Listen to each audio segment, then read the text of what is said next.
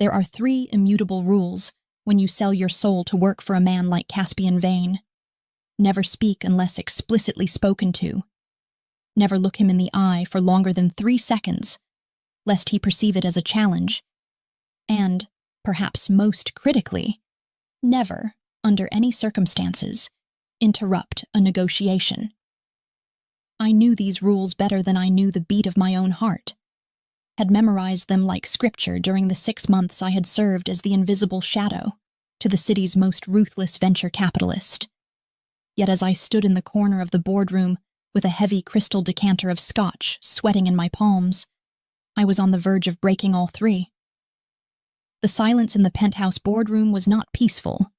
It was a heavy, suffocating blanket woven from cigar smoke, testosterone, and the unspoken threat of violence that always hovered around Caspian like a static charge. Seated around the mahogany table, a slab of wood dark enough to hide bloodstains, were the Volkov brothers, 3 jagged scars of men who ran the eastern shipping yards and who were currently staring at my boss with the predatory patience of wolves circling a lion. But Caspian Vane did not look like prey, nor did he look like a man concerned with the lethal capabilities of the Russians sitting across from him.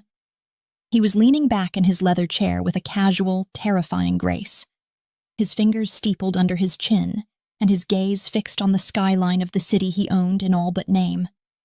And then, against the expansive silence of the room, my pocket buzzed. It wasn't a ringtone, for I wasn't stupid enough to leave the volume on. But in the acoustic perfection of this soundproofed glass box, the vibration against my hip bone felt as loud as a gunshot. A jagged, relentless bzzzt, bzzzt, bzzzt that sawed through my nerves and made the breath hitch in my throat. I squeezed my eyes shut for a fraction of a second, praying to a god I hadn't spoken to in years that it would stop, that whoever was on the other end would simply give up and leave me to my terrified existence. But the buzzing only persisted, a rhythmic reminder that my past was not just haunting me, but hunting me. I knew who it was without looking at the screen, knew with a sick, twisting certainty that churned in my stomach like spoiled milk that Jonas was somewhere out there in the gray drizzle of the city, clutching his phone with manic, sweaty hands and pouring his toxicity into the digital void. My hand trembled, the crystal decanter clinking softly against the glass tumbler I was holding. A tiny sound that seemed to echo like a thunderclap in the tension-filled room. Dmitry Volkov, the eldest and most volatile of the brothers, shifted his gaze from Caspian to me, his eyes narrowing into slits of suspicion as he tracked the source of the disturbance. And I felt the blood drain from my face, leaving me cold and exposed. I tried to shift my weight, to press my hip against the velvet wallpaper behind me to muffle the sound, to disappear into the architecture and become nothing more than a piece of furniture. But the phone was relentless, an angry hornet trapped against my skin that refused to die. Caspian had not moved, had not so much as twitched a muscle in that bespoke Italian suit that cost more than my father's life insurance policy. But I felt the shift in the air immediately. A drop in temperature that had nothing to do with the climate control and everything to do with his attention shifting. The vibration was agonizing now, a physical assault that made me want to scream, to tear the device from my pocket and hurl it through the floor-to-ceiling windows. But I was frozen, paralyzed by the dual terror of the man outside the building, who wanted to break me, and the man inside the room, who could ruin me with a snap of his fingers. I was trapped in a cage of my own making, caught between the abusive instability of an ex-boyfriend who refused to let go, and the cold, calculated lethality of a boss who demanded absolute perfection. "Is there a problem, Miss Cross?" The voice was low, a smooth baritone that wrapped around my spine and squeezed, and when I looked up, violating rule number 2, I found Caspian Vane staring at me, his eyes like shattered chips of glacial ice, devoid of warmth but burning with an intensity that stripped me bare. He hadn't turned his head fully, just canted it slightly to the side, watching me from his periphery with the terrifying focus of a predator that has sensed a wounded animal in the brush. "No, sir," I managed to whisper, though my voice was thin and brittle, cracking under the weight of the lie. My apologies, Mr. Vane. I will take care of it. You are distracting my guests, he said, his tone conversational, yet laced with a razor-sharp edge that promised retribution for my failure. And he gestured lazily toward the Volkoffs, who were now watching the exchange with amused, sadistic grins, enjoying the discomfort of the trembling assistant. And you are distracting me, Marin, which is a far more dangerous offense. He used my first name? He never used my first name. The phone buzzed again, a long, angry vibration that seemed to last for an eternity, and I saw Caspian's jaw tighten, a small, rhythmic ticking of a muscle in his cheek that signaled the end of his very limited patience. I wanted to weep, to sink into the floor, to explain that I was trying to protect his meeting from the sordid, messy reality of my life. But I couldn't say the words, couldn't admit that I had brought the stain of a stalker into his pristine kingdom. Dmitri Volkov chuckled, a wet, rasping sound, and leaned forward, tapping his thick fingers on the table. Maybe the little mouse has a lover who cannot wait, eh, Vane? Maybe she is not as disciplined as you claim your people to be. Caspian's eyes didn't leave mine, and for a moment, the room seemed to tilt on its axis. The air growing so thin I struggled to draw it into my lungs. He slowly uncrossed his legs and stood up, his movement fluid and silent, unfolding his massive frame until he towered over the table, and the amusement on the Russians' faces faltered, replaced by the wary instinct of men who recognized a superior threat. He didn't walk toward the Volkovs. He walked toward me. Every step he took was deliberate, eating up the space between us until he was standing directly in front of me, so close I could smell the distinct scent of him. Sandalwood, rain, and the metallic tang of something dangerous. He blocked out the rest of the room, blocked out the light, becoming my entire world, a towering monolith of darkness that demanded submission. "Give it to me," he said softly, holding out a hand that was large, scarred, and steady as a rock. My heart hammered against my ribs like a trapped bird, frantic and bruising. "Sir, please, it's nothing. It's just spam. I'll turn it off. I promise it won't." "I don't like repeating myself, Marin," he interrupted, his voice dropping an octave, vibrating through my chest and making my knees weak. "You are shaking, you are pale, and you are lying to me in front of my business partners. Give me the phone." I had no choice. To refuse him was unthinkable. To defy him was to invite a wrath I had only seen directed at others, and so with trembling fingers that felt numb and clumsy, I reached into my pocket and withdrew the device. It was still warm, pulsating with the latest incoming message. The screen lit up with a notification that I couldn't hide, and as I placed it into his waiting palm, I felt a tear slip free and track a hot path down my cold cheek. Caspian didn't look at the screen immediately. He held my gaze for another second, his eyes searching mine, peeling back the layers of my fear to see the rot beneath. And then, slowly, he lowered his eyes to the device in his hand. I held my breath, waiting for the disgust, waiting for him to see the vile, degrading names Jonas called me, the desperate pleas for me to come back, the threats of what he would do if I didn't answer. I waited for Caspian to sneer at the domestic drama, to hand the phone back with a termination notice, to tell me that he didn't employ women who couldn't handle their own baggage. But he didn't sneer. He went perfectly, terrifyingly still. His thumb swiped across the screen, unlocking it. He knew my passcode, of course, because he knew everything about his employees, and he stared at the image that had just come through, his face turning into a mask of stone, all emotion wiped away to be replaced by a cold, calculating void. The silence in the room stretched, becoming brittle and sharp, and even the Volkovs seemed to sense that something had shifted, that the dynamic of the negotiation had been fundamentally altered by whatever was glowing on that small screen. I couldn't see the picture from where I stood, but I knew what kind of things Jonas sent. Photos of my front door. Photos of me getting groceries. Photos of himself holding weapons, and the nausea rose in my throat, choking me. Vane? Dmitri called out, his voice uncertain. Are we finishing this or what? Caspian ignored him entirely, his focus consumed by the digital threat in his hand. And then he looked up, not at me, but past me, toward the floor-to-ceiling window that overlooked the plaza below. His eyes scanned the adjacent buildings, his mind working at a speed I couldn't comprehend. Calculating angles, calculating distances, calculating risk. Then he turned the phone around so I could see it. The air left my lungs in a rush, a silent scream dying in my throat as I stared at the image on the screen, my mind refusing to process the horror of it. It wasn't a picture of my apartment, and it wasn't a picture of me from yesterday. It was a picture of me taken 5 minutes ago, walking into this very building. But the image was circular, grainy, and overlaid with black crosshairs. It was taken through the scope of a high-powered rifle. The caption beneath it was simple. 3 words that chilled my blood to absolute zero. I see you. The room spun, the edges of my vision darkening as the reality of the situation crashed into me with the force of a freight train.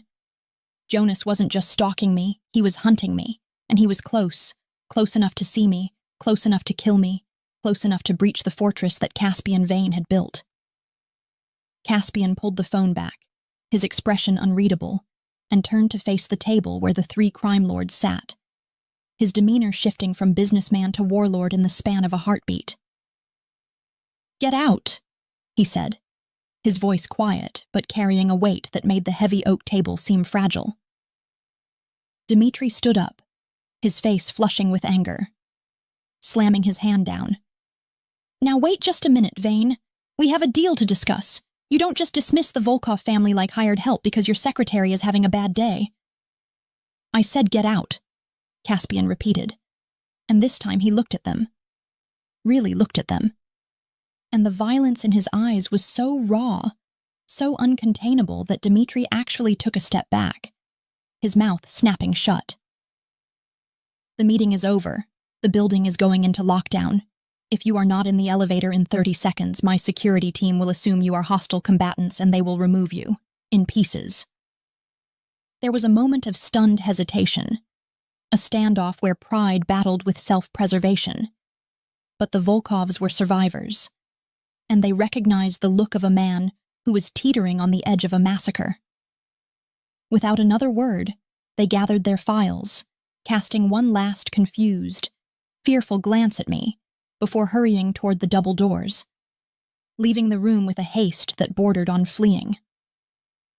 The heavy doors clicked shut, the electronic lock engaging with a finality that echoed in the sudden emptiness, and I was left alone with him. I was trembling so hard now that I had to wrap my arms around myself to keep from falling apart. The image of the crosshairs burned into my retinas, the realization that I was going to die here, that I had brought death to Caspian's door, overwhelming me. "Sir, I didn't know," I stammered, the tears finally spilling over, hot and shameful. "I'm so sorry. I'll leave. I'll pack my things and go out the back way so he doesn't—" "Stop." Caspian tossed my phone onto the mahogany table, the device sliding across the polished surface like a hockey puck, and he began to unbutton his suit jacket, his movements methodical and calm, a stark contrast to the chaos in my mind. He stripped off the expensive fabric and tossed it over the back of his chair, then began to roll up the sleeves of his white dress shirt, revealing the intricate ink that curled around his forearms, the markings of his true nature that he usually kept hidden beneath the veneer of civility. He walked back to me, and I flinched, expecting anger, expecting him to strike me or throw me out. But he simply reached out and placed his hands on the wall on either side of my head, caging me in, his body forming a shield between me and the window, between me and the invisible rifle scope that was searching for a target. "You aren't going anywhere, Marin," he murmured, leaning down until his face was inches from mine, his breath ghosting over my lips, smelling of mint and fury. "You think you can leave? You think I would let you walk out those doors when there is a man looking for you through a scope?" He won't stop," I whispered, looking up into his eyes, searching for any sign of mercy. "He's crazy, Caspian. He'll hurt you to get to me." For the first time since the meeting began, a smile touched Caspian's lips. But it wasn't a smile of happiness. It was a dark, twisted curvature that promised violence, a baring of teeth that told me I had fundamentally misunderstood the nature of the man I worked for. "Let him try," Caspian whispered, his thumb brushing away a tear from my cheek, with a tenderness that was terrifying in its intensity. "He thinks he is the hunter because he has a gun and a grudge, but he has made a fatal error, little mouse. He looked through his scope and threatened what is mine." He leaned closer, his forehead resting against mine, his voice dropping to a growl that vibrated through my bones. "Unlock your phone again. Show me everything. Every text, every threat, every picture." "Why?" I breathed, my heart pounding so hard it hurt. "Because," he said, pulling back just enough to lock his gaze with mine, his eyes burning with a possessive fire that scorched my soul. "I need to know exactly how slowly I am going to kill him." The descent from the penthouse to the subterranean garage was a blur of chrome and silence. A rapid, stomach-dropping plunge that felt less like an elevator ride and more like a descent into the underworld, orchestrated by the silent, hulking security detail that had materialized from the shadows the moment Caspian issued the lockdown order. I was wedged between two of these men, their bodies hard and unyielding as granite, while Caspian stood in front of the doors, his back to me, radiating a tension so palpable it felt as though the air around him was crackling with high-voltage electricity, ready to incinerate anything that dared to breach his perimeter.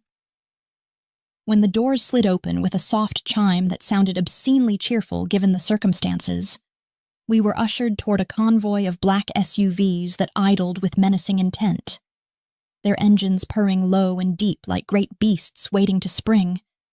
And before I could even formulate a protest or ask where we were going, I was guided by a firm hand on the small of my back into the rear of the center vehicle. The interior was a cavern of black leather and tinted glass, hermetically sealed against the world outside, smelling of Caspian's cologne and the crisp, sterile scent of conditioned air. And as the heavy door slammed shut, sealing us in, the sudden intimacy of the space hit me with the force of a physical blow. The rain had started to fall in earnest, lashing against the bulletproof windows in relentless sheets that blurred the city lights into streaks of neon and gray, creating a cocoon where time seemed to suspend, leaving me alone with the man who held my life. And now, my darkest secret, in his hands. Caspian did not speak as the convoy peeled out of the garage, tires squealing against the polished concrete before gripping the asphalt of the wet street. He simply sat there, staring at the phone he had confiscated, his thumb scrolling with a methodical, rhythmic cadence that grated against my nerves like sandpaper. Every swipe of his finger felt like a violation, a digital autopsy of my shame, exposing the months of terror I had tried so desperately to hide behind professional smiles and perfectly organized spreadsheets. He was reading everything. He was seeing the late-night texts that started with pathetic begging and devolved into vile, incoherent rage. He was looking at the photos taken through my bedroom window while I slept, the timestamps proving that Jonas had been watching me breathe while I remained oblivious in my bed. He was absorbing the sheer, suffocating weight of the madness that had followed me from my old life into this one. I wanted to snatch the phone back, to hurl it out the window into the wet gutter where it belonged, but I was frozen, pinned in place by the gravity of Caspian's presence and the terrifying stillness that had overtaken him. "You have been deleting them," he said finally, his voice breaking the silence without raising in volume, a deep rumble that seemed to emanate from the leather seat itself. "There are gaps in the conversation, fragments of threads where you tried to erase him. But you cannot erase a man like this by pressing a button, Marin." I swallowed hard, my throat feeling dry and scratchy as I turned my head to look at him, finding his profile illuminated by the passing streetlights, the shadows carving sharp angles into his jaw and cheekbones. "I didn't want to see them," I whispered, the confession tasting like ash on my tongue. I thought if I deleted them, if I ignored him, he would eventually get bored and move on to someone else, that he would realize I wasn't worth the effort. Caspian turned his head slowly, the movement languid yet predatory, and even in the dim light of the cabin, I could see the cold, hard fury burning in his eyes, a fire that was not directed at me, but which scorched me nonetheless. "And when he sent you a picture of a dead bird on your doorstep 3 weeks ago?" he asked, his tone deceptively mild, though the underlying current was lethal. "Did you think ignoring that would make him stop? Or when he detailed exactly what he wanted to do to you with a paring knife? Was that something you thought would simply fade away with time?" I flinched, physically recoiling against the door as he recited the threats I had tried to forget. Threats I hadn't realized he had reached yet in his scrolling. "It's my mess," I said, my voice trembling but gaining a thread of desperate strength, because I needed him to understand, needed him to see that I wasn't trying to be difficult, only trying to survive. "I left him, I moved, I changed my number 3 times, I got this job. I was handling it, Caspian. I was trying to handle it without bringing my drama to your doorstep because I know how busy you are, I know how important your work is, and I didn't want to be a liability." He laughed then, a dark, humorless sound that was more like the bark of a wolf than an expression of amusement, and he tossed the phone onto the empty seat between us, as if it were contaminated. "A liability," he repeated, tasting the word, testing its weight. "You think a stalker with a rifle and a delusional complex is a liability to me?" Suddenly he moved, closing the distance between us in a blur of motion that I couldn't track, his hand shooting out to grip my chin, his fingers strong and calloused, forcing me to look at him, pinning me with a gaze so intense it felt like it was stripping the skin from my bones. "Maren, look at me and listen very carefully, because I am only going to say this once," he commanded, his face inches from mine, his eyes dark, swirling vortexes of power. "You work for the devil. Do you really think a minor demon like your ex-boyfriend scares me?" The air in the car seemed to vanish, sucked into the vacuum of his intensity, and my heart hammered against my ribs, a frantic rhythm that I was sure he could feel through his fingertips. "No," I breathed, unable to look away, captured by the sheer force of his will. "The insult is not that he is threatening you," Caspian continued, his voice dropping to a terrifying whisper, his thumb brushing against my lower lip in a gesture that was confusingly tender amidst the aggression. "The insult is not that he is hunting you, or that he thinks he can terrorize you. The insult, Maren, is that he thinks he can touch something that belongs to me." The world tilted on its axis as his words sank in, redefining the boundaries of our relationship in a single sentence. I was no longer just his executive assistant, the woman who organized his calendar and poured his scotch, but something else entirely. I was his possession, an object under his protection, and in the twisted logic of Caspian Vane's world that made me safer than I would be in a church or a police station, it was a terrifying realization to know that I had traded the chaotic, uncontrolled danger of Jonas for the calculated, absolute dominance of a crime lord. But as I looked into Caspian's eyes, I felt a wave of relief so profound it nearly made me weep. He didn't release my chin. Instead, he leaned in closer, until our foreheads were touching, until I was breathing in the air he exhaled, and I could feel the heat radiating from his body, a furnace of controlled violence. "You kept this from me because you were afraid," he stated, not as a question but as a fact. "You were afraid I would fire you, or that I wouldn't care. But you have fundamentally misunderstood your value, and you have severely underestimated my possessiveness." "I was scared," I admitted, my voice barely audible over the hum of the tires on the wet pavement. "I am scared, Caspian. He was right outside the building. He had a gun." "And now he has a death sentence," Caspian said simply, as if discussing the weather, finally releasing my chin and leaning back, though he kept his gaze fixed on me, heavy and claiming. My men are already sweeping the perimeter. They are pulling the traffic cam footage. They are tracking the signal from the number he used. He made a mistake today, Marin. He stepped out of the shadows and into my light, and he will burn for it. The car began to slow, turning off the main avenue onto the street where my apartment complex stood. A crumbling brick building that had been all I could afford when I was running for my life. A place with thin walls and flickering lights that felt like a fortress compared to where I had come from, but now looked like a trap. Panic flared in my chest as I realized where we were, as I realized that despite his words, despite his protection, I was still just me, and my apartment was the one place Jonas knew inside and out. "Why are we here?" I asked, my voice rising in pitch, panic clawing at my throat. "You can't drop me off. He knows where I live. He's been here. He sent photos of my door." Caspian looked out the window at the rain-slicked sidewalk, his expression unreadable. "I am aware," he said calmly. "We are not here to leave you, Marin. We are here because you are going to pack a bag." "Pack a bag?" I repeated, confused. "You aren't staying here anymore," he declared, turning back to me with that same immovable authority. "This place is compromised, it is insecure, and it is an insult to my standards of safety. You will go upstairs, you will gather only what is absolutely essential. Documents, medication, sentimental items that cannot be replaced. And then you will come back down, and we will go somewhere where Jonas cannot find you. Somewhere where the walls are thick and the guards are loyal." Okay, I stammered, the directive making sense even through the haze of my fear. But the thought of walking into that apartment, even for 5 minutes, made my skin crawl. "Will you come up with me?"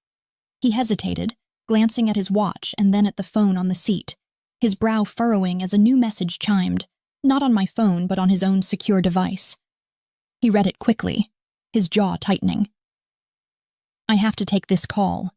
It is regarding the security breach at the office, and I need to coordinate the extraction of the Volkovs before they start a war," he said, his tone clipped. "Purely business now.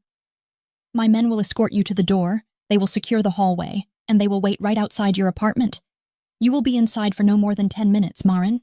Do you understand?" 10 minutes. I nodded, trying to summon a courage I didn't feel, trying to be the efficient, capable woman he paid me to be. "I can do that."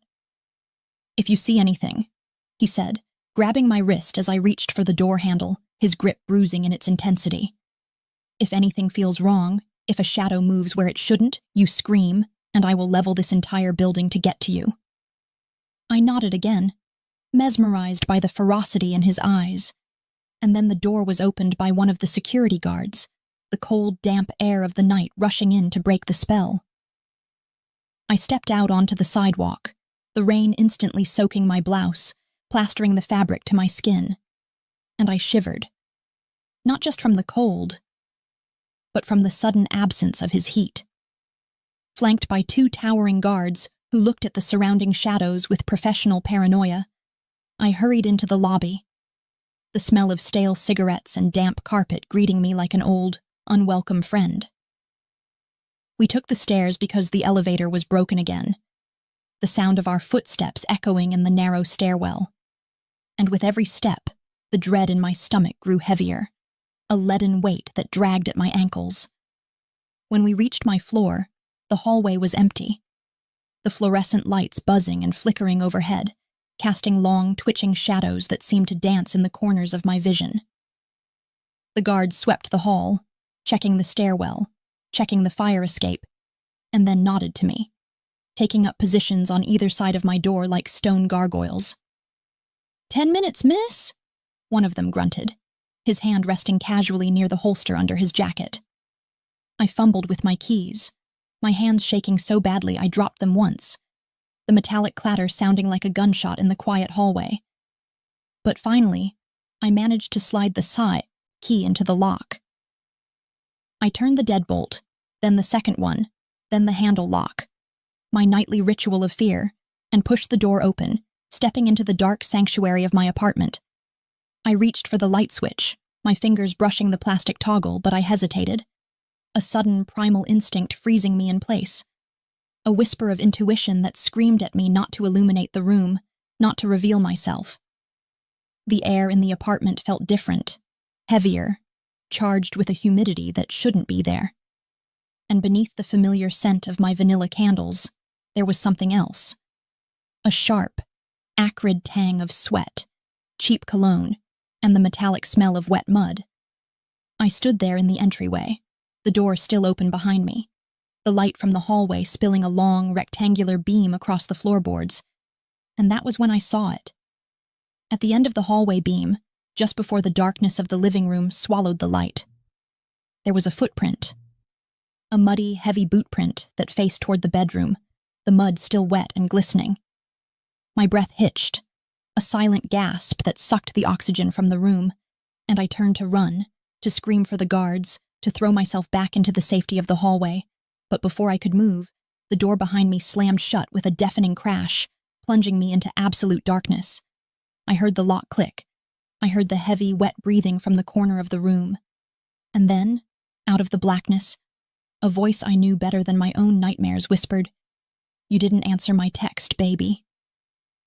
The click of the deadbolt sliding home was not merely a mechanical sound, a simple engagement of metal against metal, but rather the final nail in the coffin of my safety, sealing me into a suffocating tomb of shadow, where the only thing louder than the blood rushing in my ears was the raspy, wet breathing of the monster who had been waiting for me in the dark.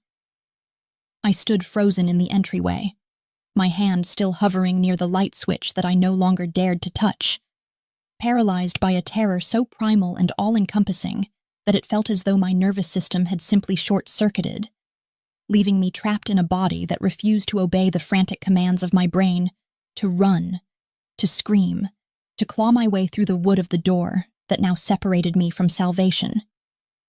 The darkness was absolute, a heavy velvet blanket that pressed against my eyes and filled my throat with the taste of dust and fear. But even without sight, my other senses were screaming in overdrive, picking apart the environment with agonizing clarity, the shifting of weight on the cheap linoleum floor, the rustle of a nylon jacket, and that cloying, sickening scent of stale tobacco and desperate sweat that had haunted my nightmares for months. "You didn't answer my text, baby," Jonas whispered, his voice slithering out of the blackness like a physical caress, oily and possessive, echoing from the corner of the living room where he had been, crouching like a spider in its web, waiting for the fly to return to the nest.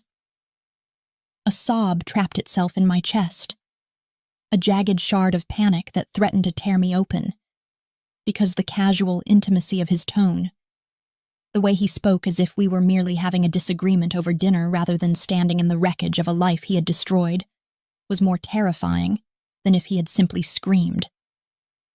I backed up until my spine collided with the cold, hard surface of the door. My fingers fumbling blindly behind me for the lock I knew I wouldn't be able to open in time, while my mind replayed the image of the muddy boot print I had seen in the slice of hallway light, a testament to how long he had been here, pacing, watching, claiming my sanctuary as his own. "Jonas," I managed to choke out, my voice thin and trembling, barely audible over the roaring of my own heart. "Jonas, please, just leave. The police are on their way. My boss is downstairs. You don't want to do this." He laughed then, a low, manic sound that bounced off the walls and seemed to come from everywhere at once, disorienting me further as I tried to pinpoint his location in the gloom. "Your boss?"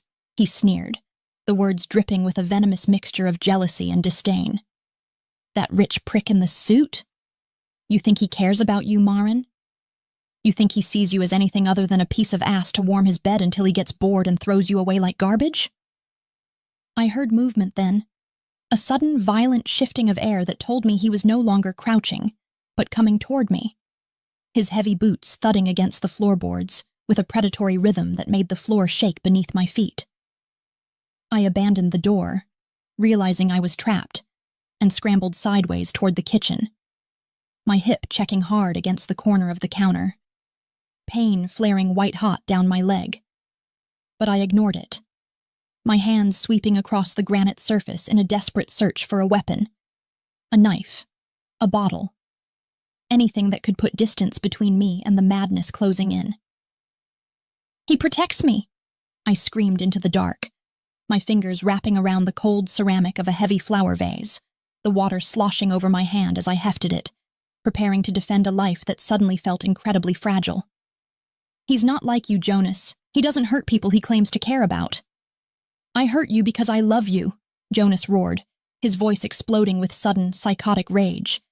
And I could feel him right in front of me now, a wall of heat and aggression. "I hurt you to make you learn, Maren. You think you can just walk away? You think you can ignore me? I see everything you do, I see every smile you give him, and it makes me sick to think of his hands on you when you belong to me." A match flared in the darkness, a tiny, sputtering flame that illuminated his face for a split second. Eyes wide and bloodshot, teeth bared in a rictus of fury, sweat glistening on his forehead, and in that brief flash of light, I saw the glint of the serrated hunting knife clutched in his right hand. I threw the vase. It was a desperate, uncoordinated heave, born of pure panic, and while I heard it connect with a wet thud against his shoulder, followed by the shattering of ceramic on the floor, it didn't stop him. It only made him angrier. He lunged through the falling debris, his hand shooting out to grab a fistful of my hair, yanking my head back with a force that made my neck pop and brought tears of agony to my eyes, pulling me away from the counter and slamming me against the refrigerator. "No!" I shrieked, clawing at his hand, my nails digging into his skin, but he was fueled by a drug-induced strength that made my resistance feel like the fluttering of a moth against a windshield. "Let me go! Help! Someone help me!" "Scream all you want," Jonas hissed, leaning his weight against me, pinning me to the cold steel of the appliance, the tip of the knife pressing dangerously against the soft skin of my throat. Just enough to sting. Just enough to promise death. "That security guard outside?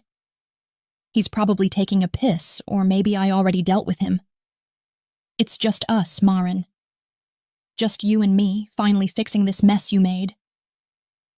The smell of him was overwhelming now, choking me, and as I looked into his eyes, dilated and vacant of any humanity, I realized with a crushing certainty that I was going to die in this kitchen, that all of Caspian's power and money couldn't save me from the ghosts of my past, because I had been foolish enough to believe I could outrun them.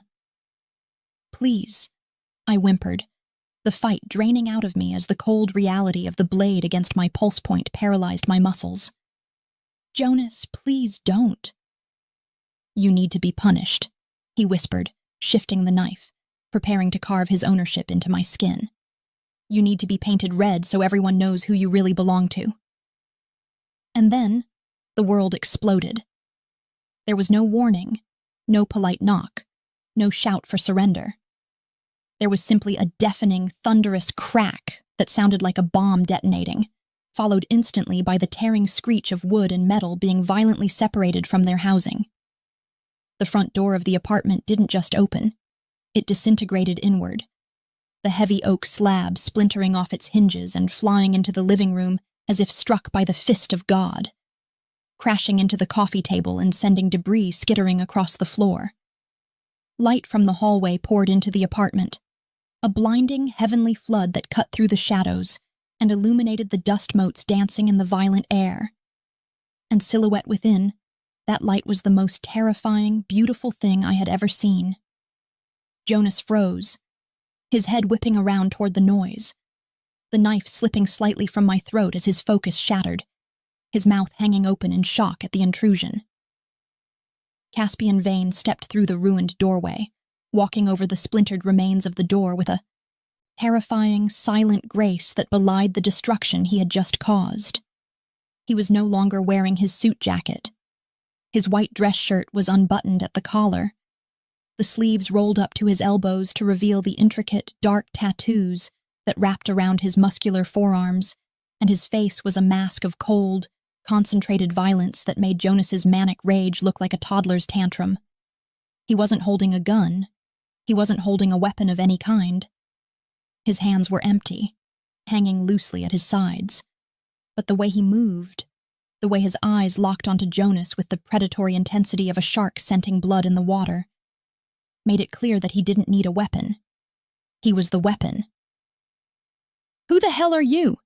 Jonas screamed, turning fully away from me, waving the knife in the air with a trembling hand, trying to reclaim the dominance he had lost in a heartbeat. "Get out! This is private! I'll kill her, I swear to God! I'll kill her if you take another step." Caspian didn't stop. He didn't even slow down, nor did he look at the knife, or at me. His gaze fixed entirely on the man who had dared to touch his property. He walked through the living room with long, eating strides, radiating a dark aura that seemed to suck the oxygen out of the room, making the air feel heavy and charged with static.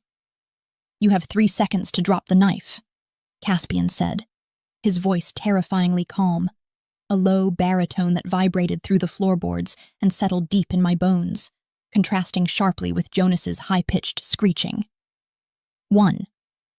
"Stay back," Jonas yelled, backing up until he bumped into the kitchen island, his eyes darting frantically between me and the encroaching titan. "I'm warning you." 2, Caspian counted, continuing his advance, stepping over the shattered vase I had thrown, the glass crunching beneath his polished dress shoes. Jonas lunged, a desperate, feral strike aimed at Caspian's chest, the knife flashing in the hallway light. But Caspian moved with a speed that defied physics, a blur of motion that my eyes could barely track. He didn't dodge. He stepped into the attack, his left hand snapping out to catch Jonas's wrist in midair, halting the blade inches from his shirt with a sickening crack of bone that echoed through the silent apartment. Jonas screamed, a high, thin sound of agony as the knife clattered to the floor. But Caspian wasn't finished. He twisted the broken wrist, spinning Jonas around and slamming him face first into the granite countertop, the force of the impact splitting Jonas's lip and sending a spray of blood across the white surface. 3, Caspian whispered into Jonas's ear, leaning his weight onto the smaller man's back, pinning him effortlessly against the stone. I slid down the refrigerator, my legs giving out, gasping for air as I watched the scene unfold, my brain struggling to reconcile the sophisticated businessman I knew with the brutal enforcer who was currently dismantling my ex-boyfriend. "You think you can threaten her?" Caspian asked, his voice devoid of emotion, sounding almost bored as he grabbed a handful of Jonas's greasy hair and slammed his face into the counter again, harder this time. "You think you can break into her home? You think you can put your filthy hands on her skin?" "Please," Jonas gurgled, blood bubbling from his mouth, his bravado completely evaporated, replaced by the pathetic whimpering of a bully who has finally met a bigger predator. I didn't know she was with you. I'll go, I swear I'll never come back." Caspian pulled Jonas back by his hair, forcing him to look up, forcing him to look at me where I sat trembling on the floor. And for a brief second, Caspian's eyes met mine. The ice was gone, replaced by a dark, swirling inferno of possessiveness that burned me even from across the room. "You're right. You won't come back," Caspian said softly, almost gently, before he turned his attention back to the bleeding man beneath him. "Because I am the reason you should have stayed dead, and I am the last thing you will ever see before you wish you were." He hauled Jonas up by the scruff of his neck, as if he weighed nothing. Dragging him away from the counter and toward the ruined door, Jonas's feet scrambling uselessly against the floor as he tried to find purchase. "Marin," Caspian called out without looking back, his voice snapping with authority. "Get up. We are leaving, now." Where are you taking him?" I stammered, pushing myself up on shaky legs, my throat still throbbing where the knife had pressed. Caspian stopped in the doorway, the hallway light framing his massive silhouette, holding the struggling, sobbing Jonas by the throat with one hand. He turned his head slightly, the shadows obscuring his eyes but highlighting the cruel set of his jaw. "We are going to the warehouse," he said, the words carrying a finality that chilled me to the marrow. "Because this trash needs to be processed, and I want you to watch." He didn't wait for my answer. He simply turned and walked out into the hallway, dragging my past into the darkness to be slaughtered. And as I stumbled after them, stepping over the ruins of my front door, I knew that the woman who had walked into this apartment 10 minutes ago was gone, replaced by someone who belonged to the monster walking ahead of her. The drive to the industrial district was a blur of rain-streaked neon and terrifying silence, a journey into the bowels of the city where the civilized laws of daylight held no sway, and where men like Caspian Vane ruled with the absolute, unquestioned authority of ancient kings. I sat in the passenger seat of the armored SUV, shivering not from the cold, but from the adrenaline that was slowly curdling into a heavy, leaden dread, while in the rearview mirror, I caught occasional glimpses of the trailing vehicle where 2 of Caspian's security detail were transporting the sobbing, broken mess that used to be Jonas. Caspian did not speak a single word during the transit, his hands gripping the leather steering wheel with white-knuckled intensity, his profile etched in stone and shadow as he navigated the slick streets with a singular, murderous focus that made it clear there would be no negotiation, no mercy, and no turning back from what was about to happen. We arrived at a sprawling, desolate complex of corrugated metal and crumbling brick located near the docks, a place that smelled of salt water, diesel fuel, and old rust, where the only illumination came from flickering halogen floodlights that buzzed like angry hornets against the oppressive darkness of the storm. Caspian killed the engine, the sudden silence crashing down around us like a physical weight, and turned to me with eyes that had lost all traces of the icy blue I was used to, replaced now by a dilated black abyss of pure violence that seemed to swallow the dim light of the dashboard. "Stay in the car," he commanded, his voice low and rasping, vibrating through the small space and settling deep in my chest. "Lock the doors, keep your head down, and do not look away, because I want you to witness exactly what happens to men who think they can touch what is mine." He exited the vehicle into the pouring rain, his white shirt instantly turning translucent against his skin, and marched toward the warehouse bay doors, which were already rumbling open, revealing a cavernous, concrete space illuminated by harsh, clinical strip lighting that left no corner for a shadow to hide. I watched through the rhythmic, hypnotic sweep of the windshield wipers as the second car pulled up and the guards dragged Jonas out, his feet trailing uselessly through the puddles, his face a mask of blood and snot, his screams muffled by the relentless drumming of the rain on the roof of my car. They hauled him into the center of the warehouse floor, stripping him of his dignity as easily as they had stripped him of his weapon, and zip-tied him to a heavy, rusted metal chair that looked as though it had seen this exact scenario play out 100 times before. I wanted to look away, to squeeze my eyes shut and cover my ears, to retreat into the deepest recesses of my mind where the violence of the world couldn't reach me. But Caspian's command tethered me to the scene, forcing me to bear witness through the windshield, which acted as a terrifying cinema screen projecting my nightmares. Caspian walked circles around the chair, moving with the slow, deliberate grace of a tiger, toying with a wounded gazelle, his wet shirt clinging to the muscles of his back as he leaned down to inspect the man who had spent months terrorizing me from the safety of the shadows. Even from this distance, through the layers of glass and rain, I could see the way Jonas flinched every time Caspian moved, shrinking into himself, looking so incredibly small and pathetic now that he was stripped of his surprise and his knife, reduced to nothing more than a trembling prey animal in the presence of an apex predator. Caspian stopped pacing and walked to a workbench against the far wall, his movements casual, almost bored, as he selected a length of heavy steel pipe, testing its weight in his hand with a grim satisfaction that sent a jolt of nausea mixed with a dark, confusing thrill straight to my stomach. He returned to the center of the room and leaned in close to Jonas's ear, whispering something that I couldn't hear, but which caused Jonas to let out a scream so primal and filled with despair that it seemed to penetrate the soundproofing of the luxury SUV, causing the hair on my arms to stand on end. I realized then that Caspian wasn't just going to kill him. He was going to dismantle him, piece by piece, stripping away his soul before he ever touched his body, ensuring that Jonas died knowing exactly how insignificant he was in the face of true power. Then, in a moment that stopped my heart cold in my chest, Caspian straightened up and turned his head slowly, looking past the weeping man in the chair, past the guards standing like statues in the periphery, and locked his eyes directly onto mine through the windshield. The distance between us evaporated, the rain and the glass and the steel melting away until it felt as though we were the only two beings in the universe, connected by an invisible, blood-soaked thread that pulsed with a terrifying intimacy.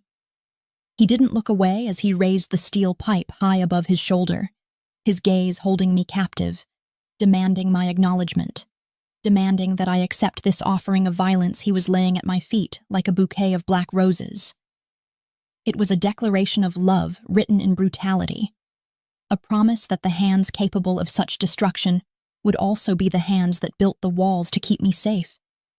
And as the pipe began its downward arc, whistling through the stagnant air of the warehouse, I didn't look away.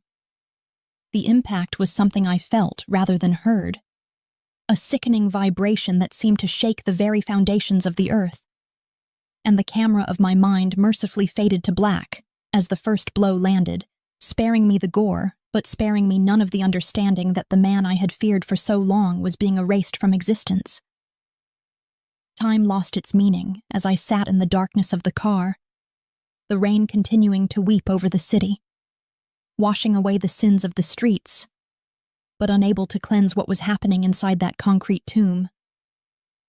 When the warehouse doors finally began to rumble shut, sealing the carnage away from the world, I let out a breath I hadn't realized I was holding, my body trembling with the aftershocks of the adrenaline dump. The driver's side door opened, letting in a gust of cold, damp air and the metallic scent of iron and rain, and Caspian slid back into the seat beside me, bringing the storm in with him. He was breathing slightly heavier than usual, a sheen of sweat mixing with the rainwater on his forehead, but his hands were steady as he reached for a pristine white handkerchief from the center console. There was a single, small speck of crimson high on his cheekbone, a stark contrast to his pale skin, a vivid reminder of the work he had just completed. He wiped the spot away with a slow, methodical rub of the cloth, his movements as precise as they had been in the boardroom hours ago, and then he crumpled the stained fabric and tossed it into the footwell as if it were nothing more than a candy wrapper. He turned to look at me, his eyes once again the cool, impenetrable blue of glaciers, the fire of the warehouse extinguished and replaced by a terrifying calm that was somehow even more unnerving. "Is it done?" I whispered, my voice cracking in the silence, barely loud enough to be heard over the engine as he pressed the ignition button, bringing the beast back to life. Caspian reached across the console, his large hand encompassing mine, his skin warm and rough and reassuringly alive, and he brought my knuckles to his lips for a soft, lingering kiss that promised a different kind of intensity for the night to come. "Your phone won't buzz anymore, Marin," he murmured against my skin, shifting the car into gear and pulling away from the warehouse without a backward glance. "We are going home." The iron gates of the Vane estate swung shut behind us, with a resonant, metallic clang that seemed to echo the finality of a prison door, sealing a convict away from the world. Yet as we wound our way up the long, rain-slicked driveway, lined with ancient oaks that stood like silent sentinels against the night, I realized with a shuddering breath that I was not being locked out of my life, but rather locked into a new one that had been waiting for me all along. The house itself rose from the darkness like a modern fortress of glass and stone, a monolith of wealth and power perched on the cliffs overlooking the city lights, which now seemed so distant and insignificant, twinkling like fallen stars that had no bearing on the gravity of the man sitting beside me. Caspian pulled the SUV to a halt beneath the portico, the engine dying into a silence that felt heavy with unspoken promises, and he escorted me inside not as a guest who might leave in the morning, but with the firm, guiding hand of a collector securing his most prized acquisition in a vault where no other eyes would ever gaze upon it again. We moved through the cavernous hallways of his home, passing beneath chandeliers that cast fractured light across marble floors and abstract paintings that whispered of chaos and control, until we reached the master suite, a sanctuary of dark wood, velvet, and floor-to-ceiling windows that offered a panoramic view of the kingdom he ruled. He left me sitting on the edge of a bed that was larger than my entire kitchen, the duvet made of a silk so fine it felt like water against my fingertips, while he disappeared into the ensuite bathroom to wash away the physical evidence of the night's brutality, leaving me alone to listen to the distant sound of running water and the pounding of my own heart. I sat there, still wearing my damp clothes which clung to my skin like a second uncomfortable layer, and looked around the room that smelled of him, of sandalwood, expensive leather, and the crisp ozone scent of a storm, and I felt the last vestiges of my old self, the terrified girl who flinched at shadows and deleted text messages, dissolving into the luxurious atmosphere.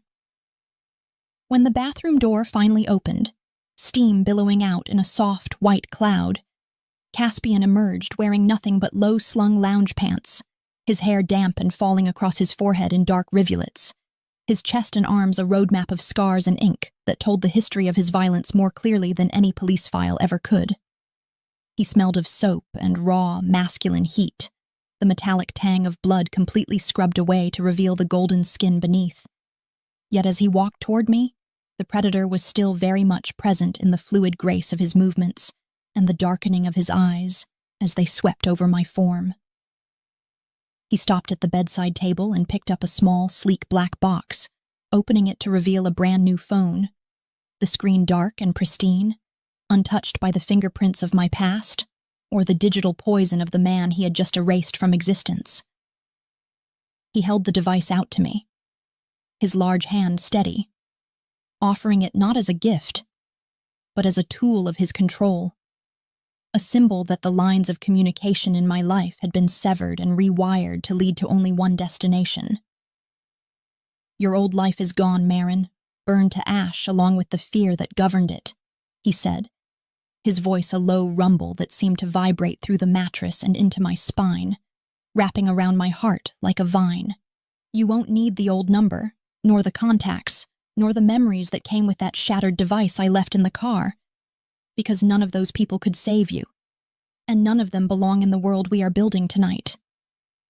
I took the phone from him, the cool glass feeling heavy in my palm, and looked up into his face, searching for any sign of hesitation or regret, but finding only the absolute, crushing certainty of a man who knows exactly what he wants and has already taken it.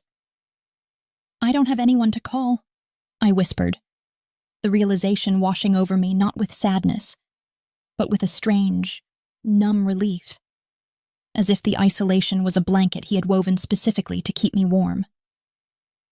"My parents are gone. My friends drifted away when Jonas started. When he started everything, and now there is no one left who would even notice I was gone." "Good," he replied, the word dark and possessive, dropping from his lips like a stone into a deep well as he crawled onto the bed, moving over me with a terrifying slowness until his massive frame hovered above mine, caging me between his body and the silk sheets. "You don't need anyone else because from this moment forward your world begins and ends at the threshold of this room, and the only name you will ever need to speak in the dark is mine." He lowered his weight onto me, pressing me down into the mattress, his forearms bracketing my head as his eyes bored into mine, stripping away the last of my defenses and demanding a surrender that went far deeper than the physical. I realized then, with a clarity that was both terrifying and intoxicating, that I had traded a chaotic, abusive stalker for a calculated, lethal captor. But where Jonas had been a parasite feeding on my fear, Caspian was a titan who offered me his strength in exchange for my soul. "You are safe here, little mouse," he murmured, his lips brushing against the pulse point of my neck, sending shivers of electricity cascading down my spine that made my toes curl. I have built these walls thick enough to keep the world out, and I have made the shadows my servants so they can no longer hide monsters that wish you harm. The only monster allowed to touch you now is the one holding you. I reached up, my hands trembling slightly as I traced the hard lines of his shoulders, feeling the tension in his muscles, the leashed violence that he held in check for me, and I pulled him closer, sealing the pact between us. I don't want to leave, I confessed, the words falling from my lips like a prayer to a dark god. I don't want to go back out there, Caspian. I just want the noise to stop. I want the fear to stop. It has stopped, he promised, capturing my lips in a kiss that tasted of possession and finality. A kiss that devoured my past and claimed my future, searing his mark onto my soul so deeply that no amount of time would ever wash it away. As the night deepened and the storm outside finally exhausted itself against the cliffs, leaving a heavy silence to settle over the estate, I lay curled against his chest, listening to the steady, powerful rhythm of his heart, a drumbeat of war that had become my lullaby. The new phone sat on the nightstand of polished obsidian, a silent sentinel in the darkness, its screen black and dormant, no longer a source of dread, but a tether to the man who slept with one arm draped protectively, possessively over my waist. And then, just as my eyes were fluttering shut, drifting toward a sleep that would finally be dreamless, the phone buzzed against the stone surface. It wasn't the frantic, jagged vibration that had haunted me for months, but a single short pulse, a notification. My heart gave a phantom lurch, an echo of old trauma, and I turned my head to look at the screen, expecting a ghost, expecting the nightmare to restart. But as the display lit up in the darkness, it showed only a single message from the only contact saved in the device: Caspian Vane. Look at me. I felt a shiver run through me, not of fear but of acknowledgement, and I turned my head back to find that Caspian was awake, his eyes open and gleaming in the shadows, watching me with that same intense, unblinking focus he had worn in the boardroom, in the car, and in the warehouse.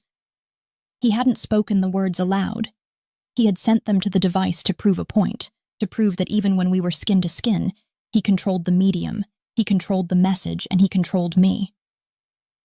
I looked at him, really looked at him, and in the silence of that gilded cage, I offered him a small, submissive smile that acknowledged the truth of my new existence. My phone would never buzz with a threat again, for the threat was no longer outside the gate, hunting me down.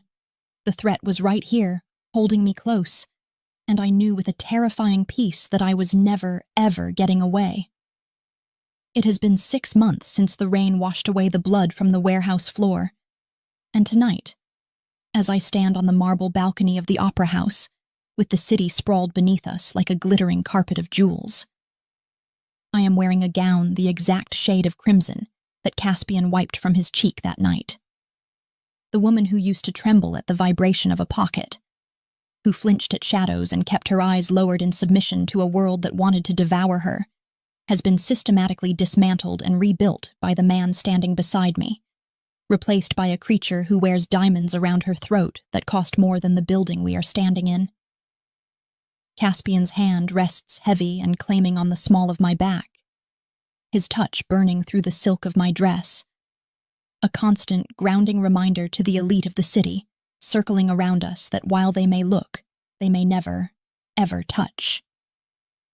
I sip my champagne, watching the crowd, and I catch the eye of a man who used to work with Jonas, a small, insignificant friend of his who once laughed at my bruises, and I watch the color drain from his face as he recognizes me, not because I look afraid, but because he sees the monster standing at my shoulder.